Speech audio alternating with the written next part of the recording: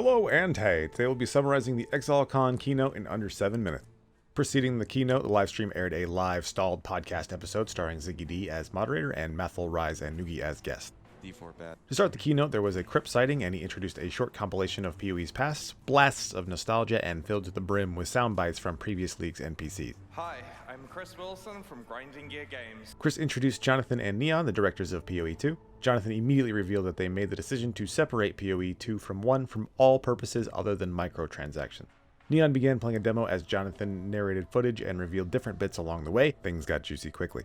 There was the announcement of 6 new classes in Warrior, Huntress, Sorceress, Mercenary, Monk, and Druid, each of which having their starting position match what the main attribute they are associated with on the tree.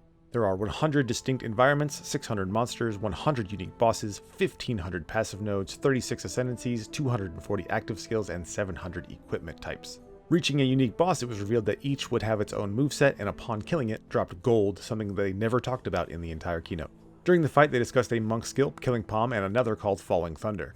After that fight, they showed that skills can be moved while they are both winding up or during their usage where appropriate. The Wind Blast skill was introduced to an Ice Strike skill where 3-hit combo offers greater chance of freezing an enemy. Showcased the interaction with Glacial Cascade, which does a burst of damage to frozen enemies.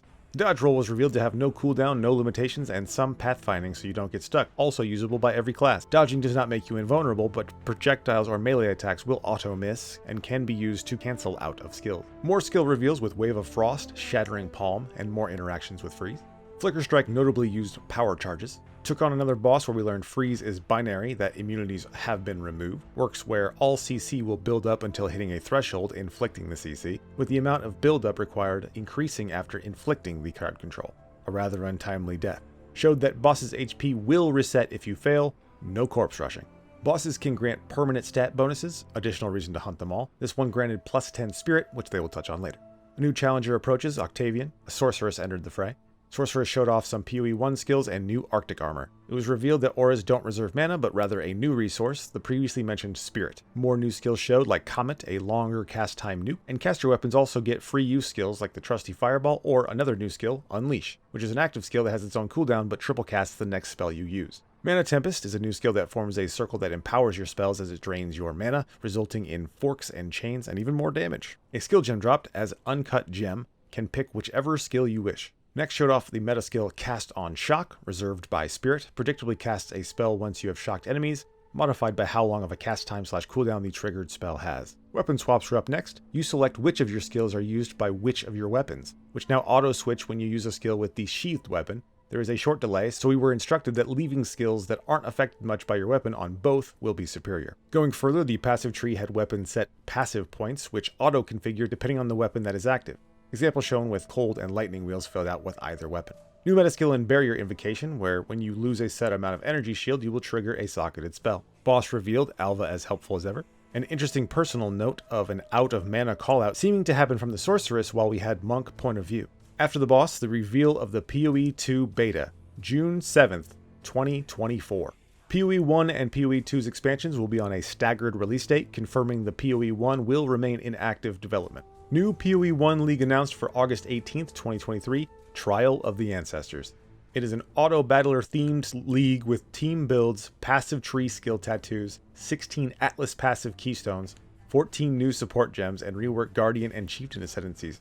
Oh, and Sanctum Going Core, more on that later. In Ancestor League, Navali returns, and when you find the league coins, you can access the next match of the Tournament of Ancestors, which are double elimination where you fight every other team of the 10, trying to destroy the other team's totems before they destroy yours. Chris went on to explain some of the units with an example match, Favor being the league currency seemingly specific to the tournaments where you can get upgrades for your team, which will then be reset upon starting a new tournament. Rewards from round to round and beyond include tattoos, which transform tree nodes in various ways. Small nodes shown were 2% movement speed, 8% fire res, or small added lightning damage. There are also 10 uniques, one from each tribe, gotten rarely from beating them that round, and 4 additional uniques that will be offered amongst the 3 choices you receive for winning the entire tournament. Other items for winning tournaments can include special tattoos with limited to 1 combinations, omens, which are items that will trigger from your inventory once the conditions are met, limited to once per combat area, and lastly, Hinakore's Hair, which can allow you to see the outcome of the next currency item used on an item. Chris then transitioned into endgame news, explaining more about Sanctum Going Core and being tradable, dropping as a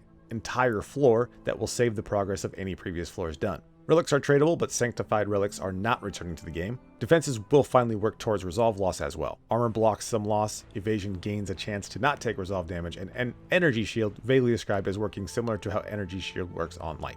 5 of the Atlas keystones were revealed. Extreme Archaeology, a super nuke expedition charge instead of your normal. Speaker of the Dead, allowing tormented spirits to possess you, with enemies you touch becoming empowered and dropping improved loot. Castia's Pride, which reduces damage you do to blighted monsters but increases what blight towers do, getting it closer to a true tower defense experience. Lucid Dreams, Vol side areas can be uncorrupted, craftable, with unique areas showing up rarely. And Destructive Play puts extra map bosses on your map bosses. Then half of the 14 support gems came next. Corrupting Cry, where corrupted blood is inflicted on enemies hit by the war cry or its exerted attacks. Return Support, where projectiles return as in the game. Fresh Meat, summons are greatly buffed upon being summoned for a short duration with adrenaline, crit chance, etc. Flame Wood, totems trigger fire effects against enemies that hit them. Sacrifice, sacrifices life for added chaos damage, also working for totems. Frigid Bond, which is a cold searing bond, cold damage over time. Focused Mine, mines shoot to where you are when detonated. The images for both the Guardian and Chieftain reworks were briefly shown. I will leave both on screen for about 5 seconds apiece.